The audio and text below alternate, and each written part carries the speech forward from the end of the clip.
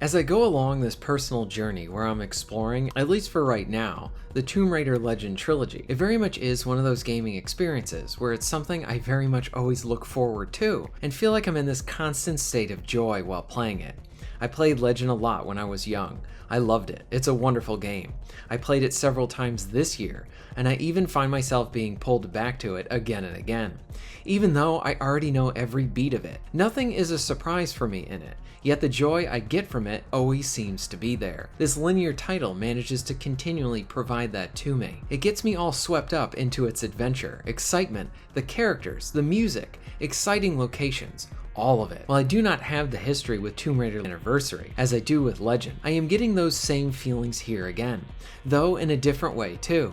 Anniversary shares a lot of similarities to Legend, but the two are very different, especially when you get down into the details. Plus, the more I played Anniversary, I guess you could say this trilogy as well, I feel like all of this is more of like the forgotten Tomb Raider games. They have their fans for sure, I'm one of them, and through these videos I've actually had the opportunity to talk to more of them, and we've all shared our opinions on these titles. But being that these games have that magic you want from a stellar title or titles, I am compelled to keep playing both of them, and as a result, talking about both of them too.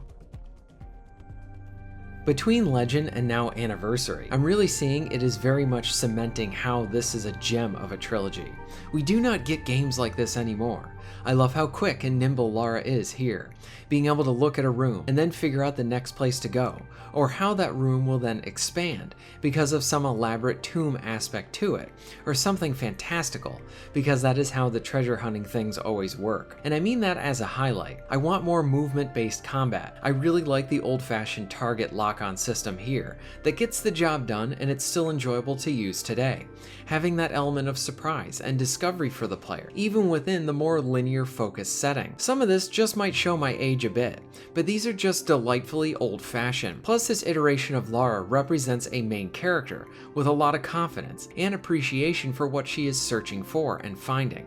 It's like a nerdy kind of historian kind of thing, but then she can throw down and stand toe-to-toe with any of her enemies. Playing this, experiencing this, it's such a rush at times. Wow, a character I can root for, a journey I can actually find myself interested in, and the character that it's about. Villains I want to stop, side characters that enrich our main character, while also bringing something all their own to the table. I know there are many Lara fans that are nostalgic for the original games, and they should be. They are classics. Part of the reason I keep talking about Tomb Raider now on this channel is because I feel the same way about this trilogy, this set of games, and this version of her.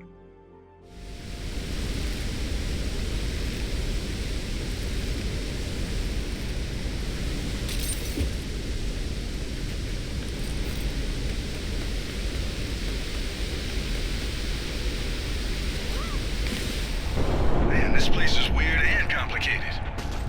It probably wasn't so back when it was fully furnished. We're looking at the stripped-down version of what's left 1,000 years later.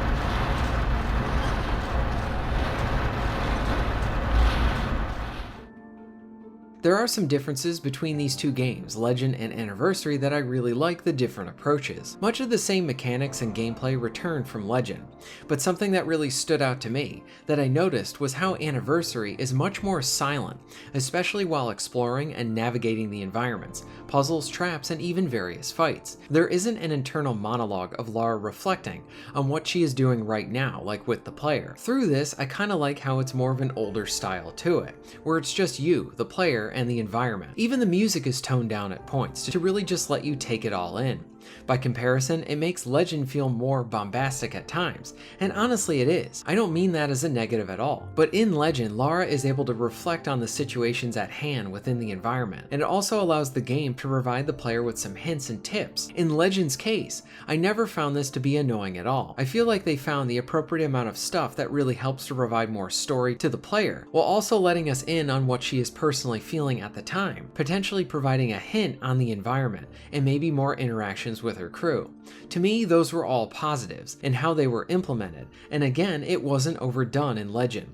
So when the follow-up game, Anniversary, sort of holds this back in a way, almost like a restraint, I feel like this is an effort by the developers to be more like the original.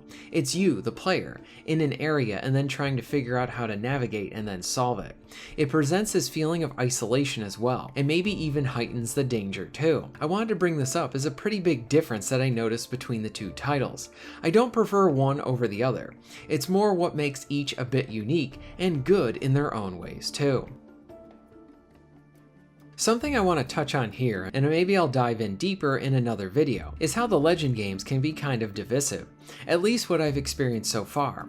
So you have the fans who only love the originals. Everything after that is not worth their time. Then you have people like me who started with Legend and fell in love with Tomb Raider there. Then you have people who really love Legend, but are not a big fan of Anniversary by comparison.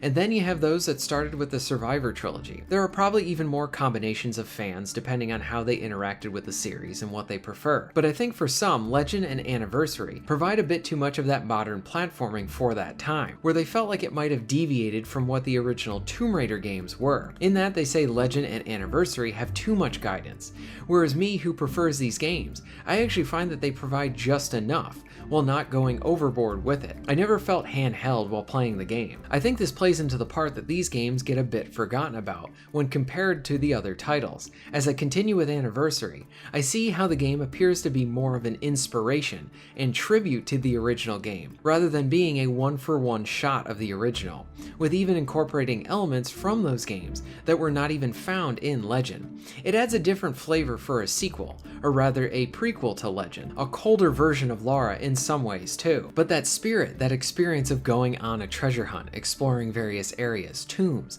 dodging traps, and jumping, shimmying, and swinging my way through all of that. Does anyone else feel a sense of solace while doing some of this platforming? Maybe it's just me, but I really do get a lot out of these games. I am sure there is some hyperbole found within my scripts, especially with these titles, but I continually find reasons to appreciate these games the more I play them, along with it being a situation for Legend, which was a memory in my head for years, until I dove back into it recently, and it held up so well. So much so, it made me miss this type of stuff. Then tack on that I wanted to fully play and enjoy this trilogy now. Well, at this point, I felt like I was unlocking my own discovered treasures through really diving in and appreciating these games. This forgotten set of games, trilogy, and all of this is something that I will continually go to bat for. What I'm trying to say is that I'm having a great time here. What are your thoughts on all of this? Do you share some similar or different thoughts on this trilogy? What kind of Tomb Raider fan are you? Let me know all of this in the comments down below. If you're interested in supporting the channel, please check out my Patreon page. For just $1 a month, you can help to keep this channel going strong, and this allows me to be able to do more for my awesome audience. Please check out the links in the description and pinned comment for ways to support the channel. And most of all, thank you very much for watching.